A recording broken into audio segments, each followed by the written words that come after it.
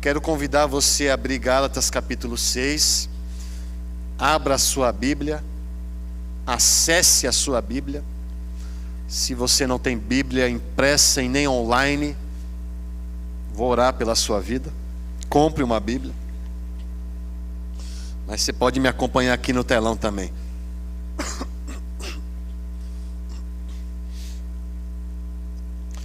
Gálatas capítulo 6, do versículo de 1 a 10. Perdão pelas tosses, tá? Estou com a garganta um pouco seca.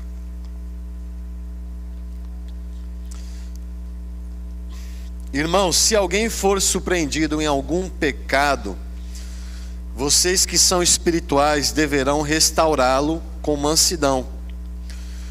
Cuide-se, porém, cada um para que também não seja tentado. Levem os fardos pesados uns dos outros e assim cumpram a lei de Cristo. Se alguém se considera alguma coisa não sendo nada, engana-se a si mesmo. Cada um examine os próprios atos, e então poderá orgulhar-se de si mesmo, sem se comparar com ninguém, pois cada um deverá levar a própria carga. O que está sendo instruído na palavra, partilhe todas as coisas boas com aquele que o instrui. Não se deixe enganar, de Deus não se zomba. Pois o que o homem semear, isso também colherá. Quem semeia para a sua carne, da carne colherá destruição. Mas quem semeia para o Espírito, do Espírito colherá a vida eterna. E não nos cansemos de fazer o bem, pois no tempo próprio colheremos, se não desanimarmos. Portanto, enquanto temos oportunidades, façamos bem a todos. Destaque essa frase final, especialmente aos da família da fé. Amém? Vamos orar. Senhor Jesus, fale conosco. Sabemos que o Senhor vai falar, mas que possamos te ouvir, Pai. Detectar a sua voz no meio de tantas vozes internas que tentam nos distrair, mas que possamos fazer valer a nossa presença aqui, porque estamos nessa mesa, onde o Senhor preparou para nós. Esse culto é uma mesa que preparamos para o Senhor, mas também o Senhor preparou algo para nós e através de nós. Então fale conosco, que possamos absorver, digerir e produzir bons frutos a partir dessa palavra, Pai. E o que sair de mim seja seu e não meu, para me abençoar, abençoar minha família Ponte. É isso que eu peço, agradeço em nome de Jesus. E a Ponte diz, amém. Certa vez, dizem, que aconteceu isso durante a Guerra Civil Americana. O presidente Lincoln recebeu um comandante do seu exército e perguntou: comandante, como estão as coisas no fronte?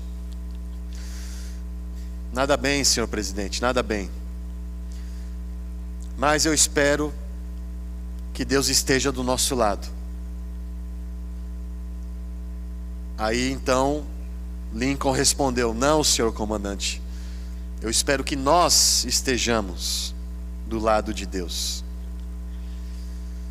Não é sobre um Deus estar do nosso lado, mas sobre nós estarmos do lado dele. Religião sem Cristo é mais ou menos isso. Eu quero que Deus esteja do meu lado, mas eu não quero estar do lado de Cristo. O Evangelho não é sobre trazer Deus para as nossas batalhas, mas é sobre nós irmos até as batalhas de Deus. O Evangelho não é sobre trazer Deus até as nossas causas, mas é sobre nós irmos até as causas de Deus. E é interessante que, sem perceber, muitas vezes nós pedimos para que Deus venha até nós. Deus venha até nós, cantamos sobre isso, venha, venha, vem, aí eu fico imaginando Deus, tá bom, eu vou, mas você também vem? Na verdade eu já estou com você, mas você está comigo? É muito, Senhor, vinde a mim, mas pouco, Senhor, me faça ir até o Senhor. O convite de Jesus é: vinde a mim. Você precisa se mover até Ele, e não esperar que Ele se mova até você. E muitas vezes somos que nem o comandante militar do presidente Lincoln. Queremos usar Deus como uma vantagem competitiva. Deus está do nosso lado. Nós venceremos a batalha, porque Deus está do nosso lado. Tudo bem, eu estou. Mas e você, está do meu lado? Você está do lado de Deus? Sobre usar Deus como vantagem, Paulo fala muito e repreende muito os que fazem isso. A carta de Paulo aos Romanos é uma carta que para mim é uma das minhas favoritas, porque ela é robusta, ela é profunda, tem alguns capítulos difíceis de serem entendidos, e tem umas reflexões e uns diálogos que Paulo ele cria na carta, que eu acho muito interessante. Especificamente no capítulo 3 de Romanos, Paulo ele faz a pergunta e ele mesmo responde. Então ele cria um diálogo com ele mesmo. Ele faz a pergunta que muitos faziam para ele, e ele mesmo responde a pergunta que ele fez. Por exemplo, no capítulo 3, versículo 2, ele lança essa pergunta: há uma vantagem de ser judeu? E ele mesmo responde: sim, há muitas vantagens. Porque foi através dos judeus que foram confiadas a palavra de Deus. Começou pelos judeus. E no versículo 9 ele faz uma outra pergunta: isso nos coloca numa posição de vantagem? Aí ele responde: não. Porque todos carecem da graça e misericórdia de Deus. Há uma vantagem? Sim. Me coloca numa posição de vantagem? Não. Uma coisa é uma coisa, outra coisa é outra coisa. Trazendo isso para os nossos dias, há uma vantagem de ser cristão? Há uma vantagem de ser evangélico? Há uma vantagem de ter nascido como eu num berço cristão? Há uma vantagem em morar num país que você tem a liberdade de ser cristão? Se Paulo estivesse vivo, ele responderia: sim, há muitas vantagens. Mas isso me coloca numa posição de vantagem? Não. Há uma vantagem, mas isso não te coloca numa posição privilegiada. Há uma vantagem, mas isso não te faz ser superior aos outros. Há uma vantagem, mas isso não te dá o direito de diminuir os outros. Há uma vantagem, mas isso não te dá o direito de tirar as coisas dos outros. Há uma vantagem, mas isso não faz com que você fure a fila do pão. Há uma vantagem, mas isso não garante a salvação. Há uma vantagem, mas todo mundo é igual aos olhos de Deus. E essa carta de Paulo aos Gálatas nos mostra que a igreja da Galácia estava transformando o evangelho em uma vantagem. Eles estavam usando da lei para terem superioridade. Eles estavam transformando a lei em legalismo. E essa carta acende um alerta para nós. Desconfie de todo o evangelho que ataca as pessoas. Desconfie do evangelho que diminui as pessoas. Desconfie do evangelho que rejeita e exclui as pessoas. Desconfie, porque esse evangelho não é o verdadeiro evangelho. Isso é legalismo. é quando a igreja deixa de ser igreja e vira um tribunal. A igreja não é um tribunal onde os feridos entram para serem julgados e condenados. A igreja é uma família onde os feridos entram para serem curados e restaurados. O legalismo ama encontrar culpados, o evangelho ama restaurar os caídos. O legalismo se alegra quando o outro cai, porque isso aumenta o seu senso de superioridade. Mas o evangelho chora quando o outro cai, porque se você está de pé não é por mérito seu, é por graça e misericórdia de Deus. Então uma igreja moldada pela graça, ela não normaliza pecado, mas ela também não destrói o pecador. Uma igreja moldada pela graça, ela não descarta, ela restaura. Pois o evangelho não é um degrau que te coloca acima. O evangelho é uma mesa que te coloca igual. O legalismo constrói escadas, o evangelho prepara a mesa. Eu ouvi uma frase de um pastor João Martins, lá de Portugal, que já esteve aqui. Ele disse: a igreja precisa ser a mesa da cidade. É uma mesa posta onde a cidade pode entrar para sentar, se quiser sentar. Então, essa igreja precisa ser uma mesa para aqueles que estão lá fora. Mesa. Palavra essa que costura praticamente todo o evangelho. Existem coisas que você pode fazer por Jesus, para Jesus e em memória de Jesus. Fazer coisas por Jesus através dos seus atos, dos seus gestos, das suas falas. Você representa Jesus aonde você estiver. É isso, fazer coisas por Jesus. Fazer coisas para Jesus é entregar o seu louvor, a sua adoração a Ele, entregar a sua vida a Ele. Você faz coisas para Jesus. Mas em memória de Jesus só é possível fazer na mesa. Então tem coisas que você pode fazer por Jesus, para Jesus e em memória de Jesus. A mesa é um lugar que nos lembra quem Jesus é e o que Ele fez por nós.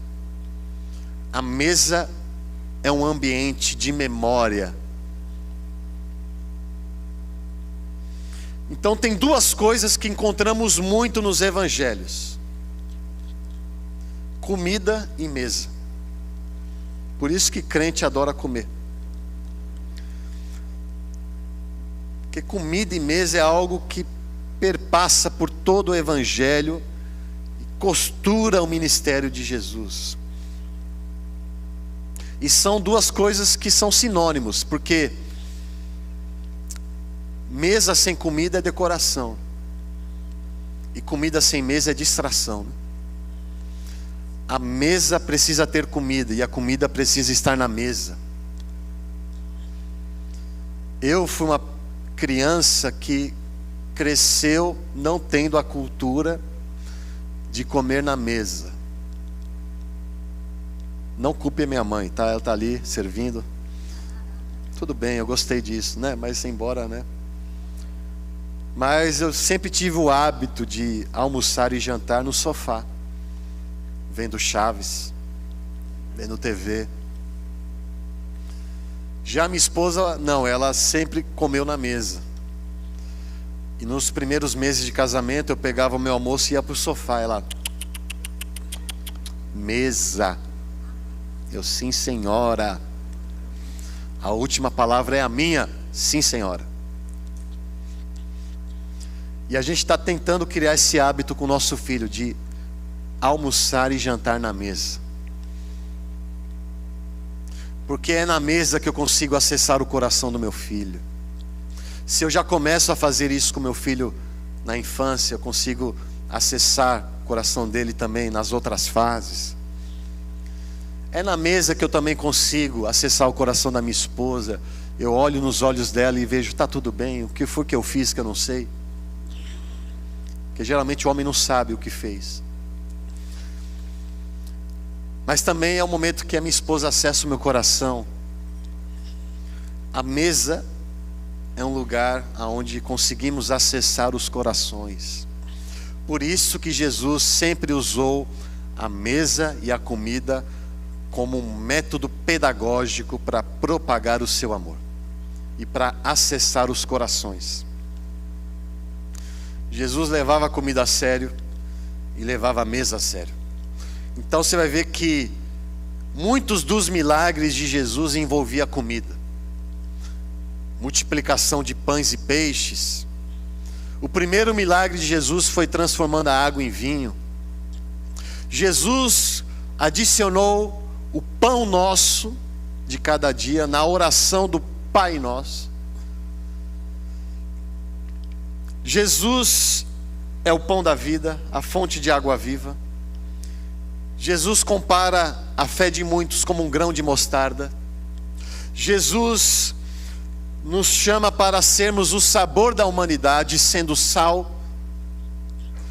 Jesus nos chama para sermos uma boa semente em solo fértil, para que possamos produzir bons frutos. Jesus compara o reino de Deus como fermento. Então, se você for parar para analisar, o Evangelho é uma mesa farta de comida, de bebida, de tempero. Está me dando fome. Por quê? Porque Jesus levava comida a sério. Não só comida, mas comida na mesa. Então, você também vê mesa em vários momentos dos evangelhos.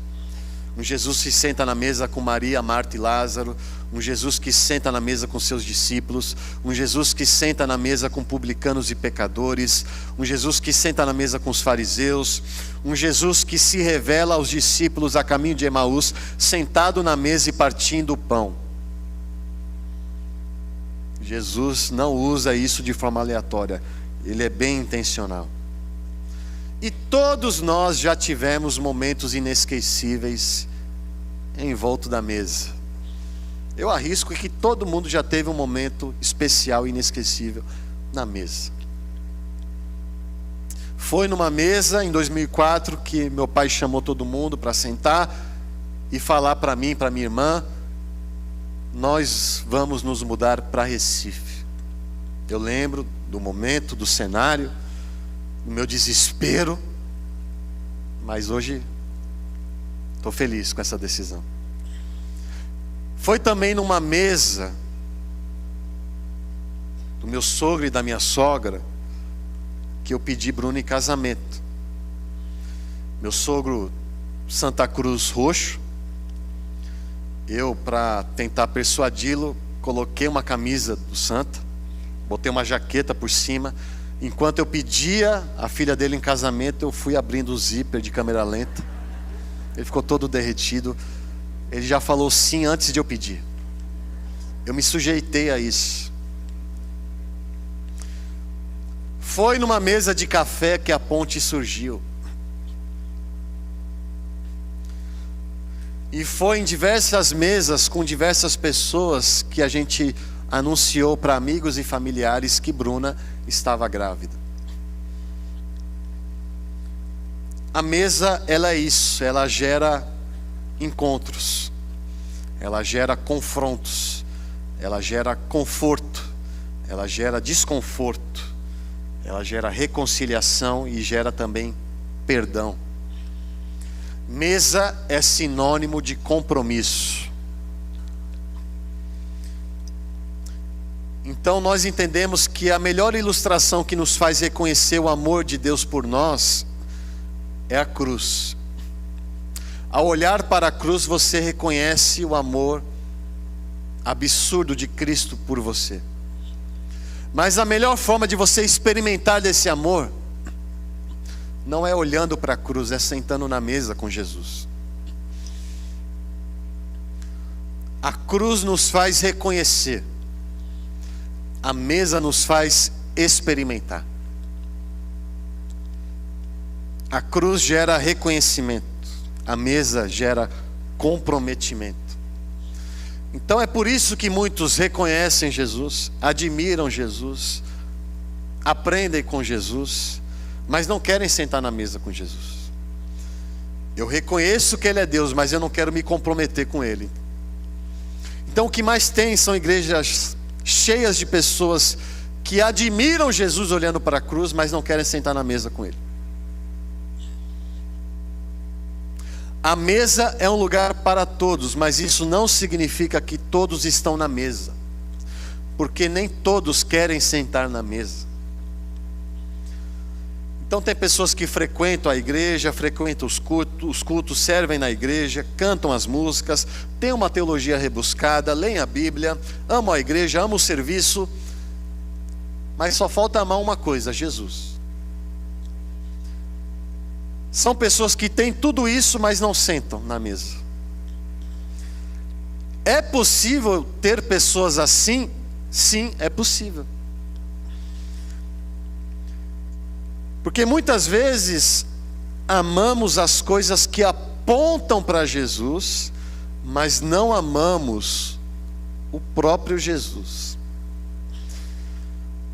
Sem perceber, usamos das coisas que deveriam apontar para Jesus, para apontar para nós mesmos. Então, eu uso da igreja para eu ser abençoado. Eu sirvo na igreja para o meu benefício. Eu leio a Bíblia para resolver os meus BOs. Ou seja, você não ama Jesus, você ama aquilo que Jesus pode te oferecer. E por isso que muitos não querem sentar na mesa com Jesus, porque a mesa não é um lugar para você ser apenas amado. A mesa é um lugar para você aprender a amar. Muitos querem receber amor, mas poucos querem praticar o amor. Eu quero ser amado sem me dispor a amar. Mas na mesa com Cristo tem esse requisito: amar e ser amado, amado e amar. A mesa de Cristo é um exercício de comunhão e partilha. Não é comer o pão inteiro, é partir o pão. Não é comer para depois compartilhar, é compartilhar para depois comer. É uma mesa que exige compromisso e não apenas consumo. Eu estou fazendo parte de um GR, um grupo de relacionamento que acontece durante a semana nas casas. Estou eu e minha família nas terças-feiras, e esses encontros me ensinam muito sobre o valor da mesa. Então, como muitos GRs, cada um traz um quitute, um salgado, um docinho, e juntando a gente preenche a mesa, para depois do encontro a gente ficar o envolto da mesa comendo e conversando. Só que tem os abençoados às vezes que não traz nada. Não traz nada, é o que come mais, e sempre chega atrasado.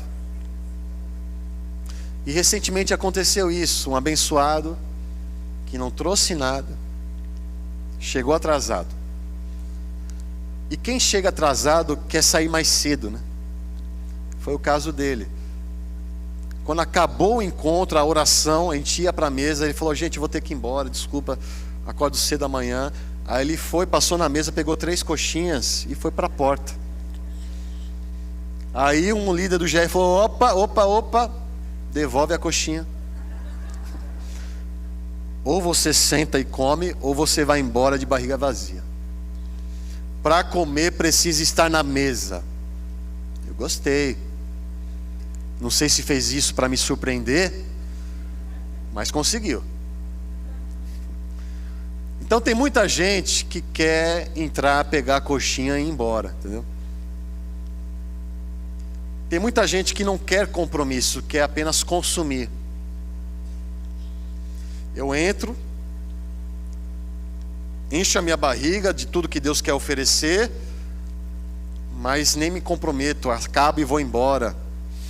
Eu quero consumir sem me comprometer. É o que mais tem, gente. Por isso que Judas caiu fora, porque Jesus percebeu que ele queria apenas consumir ele e não se comprometer com ele. Então tem muito crente que não senta na mesa, que pega a coxinha e vai embora, domingo após domingo, e é viciado naquilo que a igreja pode oferecer. Eu quero consumir a ponte. Precisamos de mais ministérios, precisamos de mais cultos, precisamos de mais isso, de mais aquilo. Eu quero consumir, mas não quero me comprometer.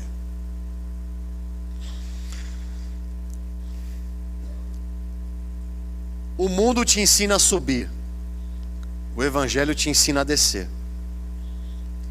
O mundo te ensina a ser o primeiro, o Evangelho te ensina a ser o último. O mundo pergunta: quem é o maior? Jesus diz: seja o menor. O mundo oferece degraus, Jesus prepara a mesa. O mundo cria plataformas, o Evangelho constrói uma família. O Evangelho não é uma escada para você chegar mais alto. O Evangelho é uma mesa cheia de pecadores que encontram um lugar, uma cadeira vazia. E aquilo que Paulo diz no versículo 10, ser uma família da fé é ser uma mesa onde deixamos as cadeiras vazias para que outros possam sentar. Não existe cadeira VIP na mesa de Cristo. Na mesa de Cristo não existe melhor, menor. É todo mundo igual aos olhos de Cristo. Por isso que Ele escolheu a mesa, porque a mesa nos nivela.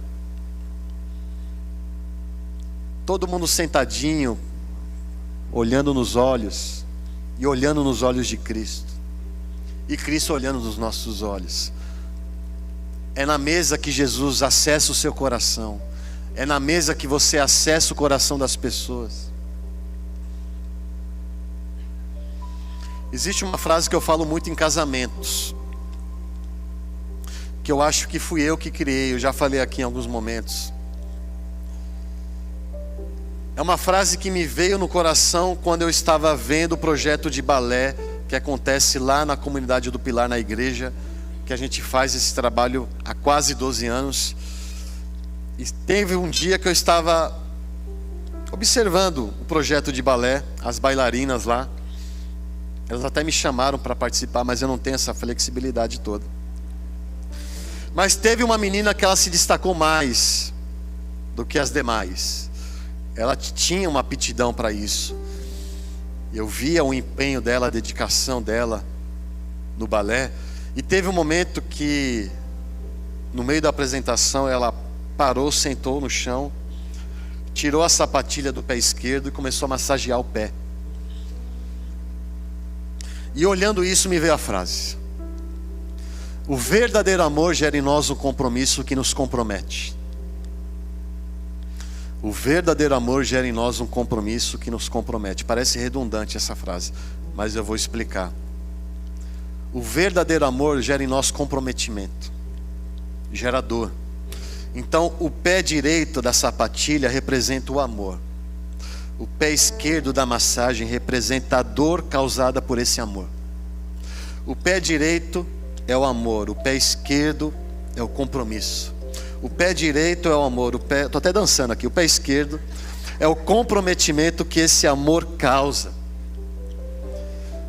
O verdadeiro amor causa dor.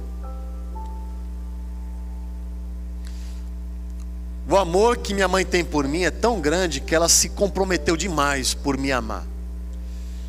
O que ela já abriu mão de coisas dela para dar para mim, o que ela já abriu mão dela por minha causa, isso é fruto de um amor que gera comprometimento.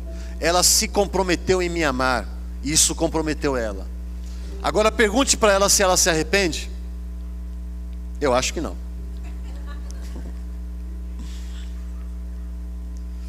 O amor que eu sinto pelo meu filho é tão grande que compromete o meu tempo, o meu dinheiro, o meu sono, a minha coluna. Ore por mim. Mas se você perguntar, Digo, você trocaria o Theo por uma coluna novinha, por mais dinheiro, por tempo de qualidade, por tempo de sono?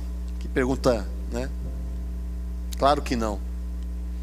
Porque eu tenho prazer em sofrer por amar o meu filho.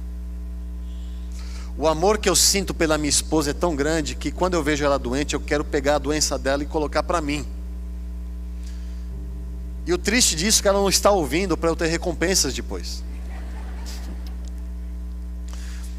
Mas o verdadeiro amor gera em nós compromisso que nos compromete. E o Evangelho é sobre isso. É sobre um Deus Pai que amou tanto o mundo, que comprometeu o seu Filho por causa desse amor. O Evangelho é sobre um Deus Filho que amou tanto os seus irmãos, que comprometeu a sua vida em prol desse amor. O Evangelho é sobre um Deus Espírito que nos ama tanto, que nos convida também a viver esse amor que compromete. O Espírito Santo nos chama para sentarmos na mesa do compromisso e do amor. Porque o Evangelho não é apenas para você reconhecer um amor e ser amado, é também um compromisso em amar e se comprometer por isso. Então Paulo, ele confronta os Gálatas durante a sua carta toda, e no final ele lembra aos Gálatas: Igreja da Galácia, nós somos uma família. Somos uma família da fé.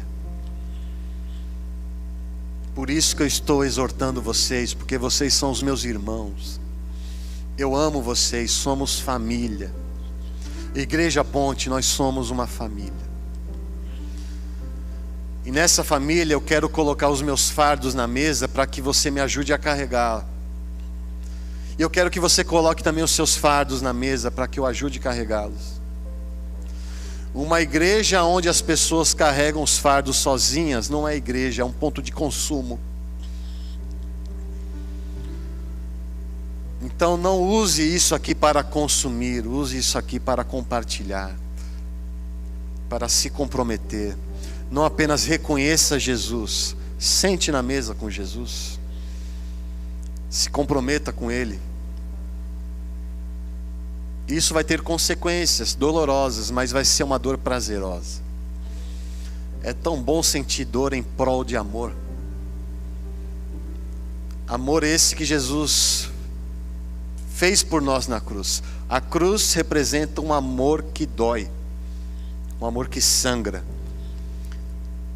Nesse mundo que tem uma vitrine de vários amores, existe um amor chamado ágape, que não é sentimento, é movimento, é verbo, é vontade, é caridade, é perdão, é um amor incondicional, é um amor que sangra, um amor que gera compromisso e que compromete. Que possamos todos sentar na mesa com Jesus e que possamos disponibilizar cadeiras vazias para que outras pessoas possam sentar na mesa, porque diante dos olhos de Cristo nós somos iguais, o amor é o mesmo. Não existe filho favorito, todos são amados na mesma medida. Receba esse amor e compartilhe desse amor em nome de Jesus. Amém. Feche seus olhos. Hoje você quer voltar a sentar na mesa, pela primeira vez ou pela 100ª vez, não importa. Você quer voltar para a mesa de Jesus, mesa essa no qual você se distanciou por caprichos, por decepções, por falhas, pecados, por não se sentir digno. A mesa de Jesus é uma mesa de indignos, mas a graça nos convidou para sentar. Então volte, tem uma cadeira para você, sente na mesa. Jesus está te esperando. Não espere Ele ir até você, vá até Ele, sente na mesa. Se você quer sentar na mesa com Jesus, coloque a sua mão no coração e diga: Senhor, obrigado por me chamar de volta. Que eu nunca mais saia dessa mesa, que eu convide outras pessoas para sentar nessa mesa. Eu não quero apenas comer e ir embora, eu quero comer sentado na mesa, Pai. Pois só comendo na mesa o Senhor acessa o meu coração. Peça isso a Deus, sente na mesa. E que essa igreja seja uma grande mesa para a cidade sentar. Senhor Jesus, obrigado por esse convite, por esse vinde a mim. Apesar de mim, eu quero sentar na mesa, Pai.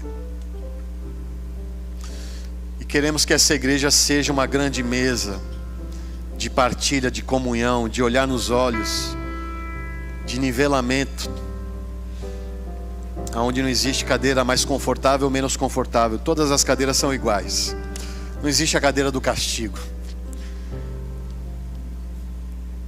Exige a cadeira da comunhão, Pai. Cada um com o seu pecado, com a sua luta. Não existe uma pessoa que sente na mesa sem pecado. Por mais que ele esconda muito bem, existe pecado ali escondido, Pai. E queremos colocá-los na mesa para o Senhor transformar isso em bênção. Queremos ser forjados pela sua mão na mesa, Pai. Queremos não apenas reconhecer o seu amor, mas